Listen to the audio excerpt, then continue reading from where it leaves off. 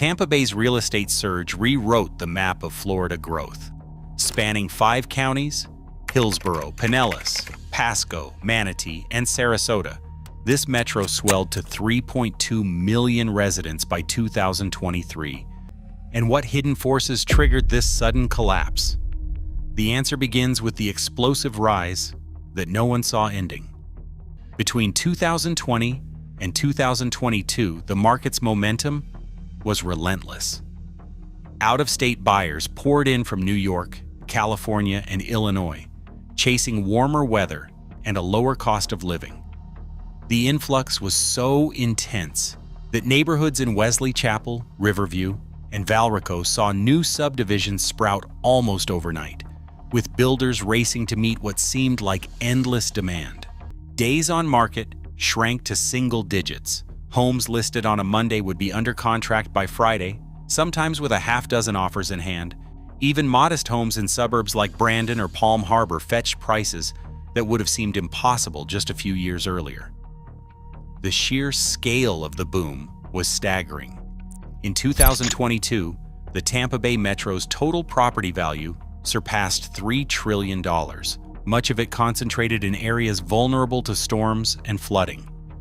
New construction permits soared, and builders snapped up land on the edges of the metro, betting that the migration wave would continue. Construction cranes became a constant sight across Tampa Bay as developers rushed to keep pace with the migration wave. In neighborhoods like Riverview, Valrico, and Wesley Chapel, new subdivisions rolled out block after block, transforming cow pastures into sprawling communities almost overnight.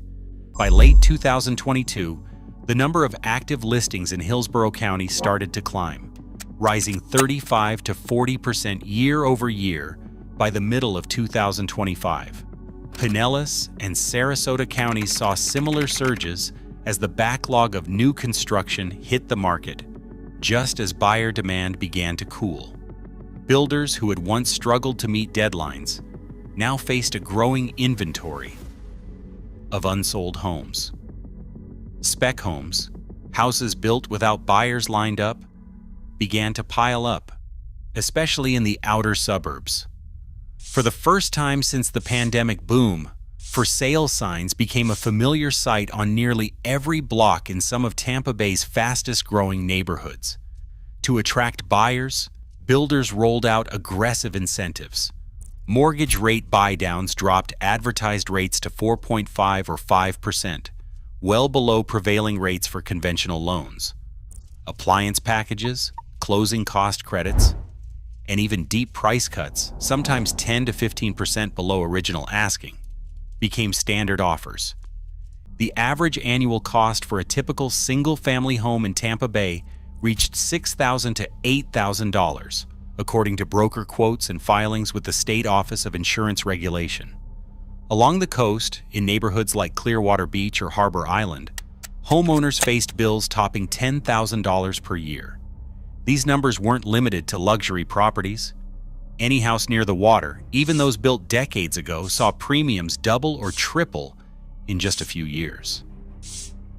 A $350,000 home in Tampa now often comes with a $7,000 annual insurance bill. For buyers, that means adding nearly $600 a month to their mortgage payment, before taxes, utilities, or association fees. Lenders require proof of insurance to close on a loan. When buyers discover the true cost, many walk away before reaching the closing table. Mortgage underwriters now reject applications outright if insurance pushes total debt-to-income ratios above federal limits. Citizens' premiums themselves run 30 to 50% higher than what private insurers charged before the exodus. The company's own spokesperson described the surge as unprecedented, warning that even citizens can't absorb unlimited risk. In Clearwater Beach, units that sold for $800,000 in 2022 now linger on the market at $600,000, with few buyers willing to take on the risk.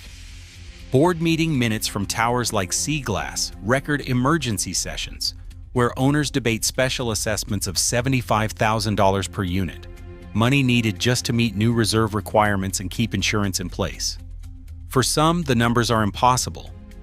Owners unable to pay assessments are forced to list at a loss or walk away entirely, turning keys over to banks or letting units slip into bankruptcy court. The president of a major St. Petersburg condo association describes the mood as one of resignation and fear.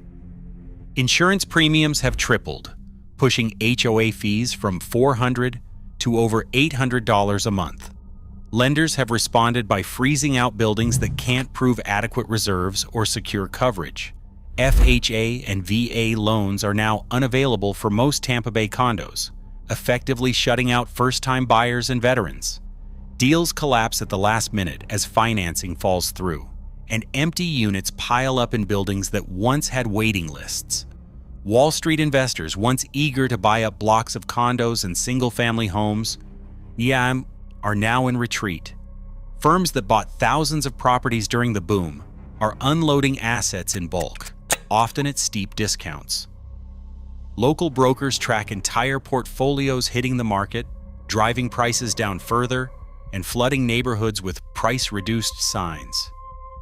Analysts warn that if values drop another 15 to 20%, even more owners will owe more on their mortgages than their homes are worth, raising the risk of strategic defaults. The fallout is rippling into public finances.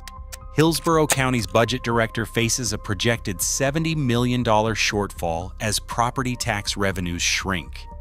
School districts and city services in Pinellas and Sarasota brace for cuts. At a recent Senate Budget Committee hearing, state officials warned that Tampa Bay's fiscal exposure now rivals or exceeds the 2008 crash. Only this time, the crisis is fueled by insurance and climate risk, not just speculation. The calls for intervention grow louder, with experts urging reforms to insurance markets, stricter reserve rules for condos, and emergency support for local budgets before the damage becomes irreversible.